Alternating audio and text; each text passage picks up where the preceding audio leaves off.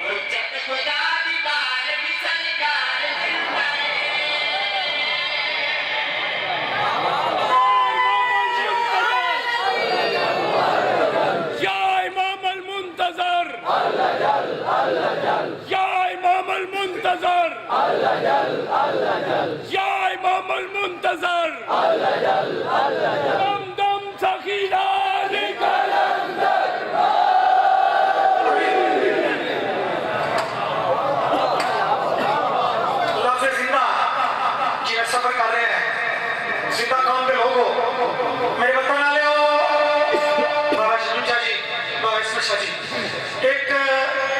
तारीखी हकीकत अगर मैं तशरीह करा तो लुत्फ करता है अगर तशरीह न करा तो बच्चियों में सिर बात गुजरती है लेकिन बेहतर है शेर का हुस्न ही है जो तशरीह न करिए एक तारीख का वर्क एक किरदार जरा पागल की वजह वो जिंदा है वो केरा किरदार है शेर मुलाज़म